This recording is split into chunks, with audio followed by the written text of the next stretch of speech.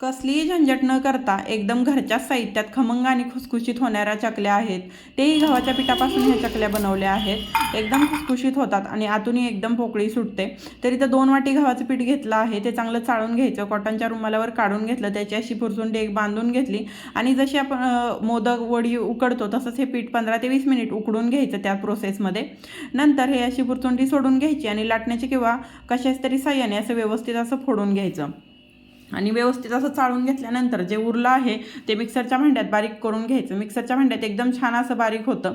नंतर त्याच्यात हळद टाकून घ्यायचे, तीळ टाकले, ओवा टाकला, जिरे टाकले, लाल मिरची पावडर टाकली आणि नंतर मीठ टाकून चांगलं असं मिक्स करून घ्यायचं. पोहे खायचं 1 चमचा इथं मी वापरला आहे. तेल जास्त नाही वापरायचं, नाहीतर चकली फसू शकते. आणि व्यवस्थित असं मिक्स करून झाल्यानंतर गरम पाण्यानं पाणी टाकून चांगलं असं मळून घ्यायचं. पीठ जास्त घट्टही नाही मळायचं आणि पातळही नाही मळायचं, मिडियममध्ये मळून घ्यायचं. नंतर असं चकली पाडून घ्यायची. तोपर्यंत तेल गरम व्हायला ठेवायचं. चकली टाकल्यावर बारीक गॅस करायचा, एकदम बारीक करून घ्यायचा गॅस आणि बारीक गॅसवर चकली एकदम खमंग अशी तळून घ्यायची. तर चकली आपली तयार आहे. धन्यवाद. भेटू.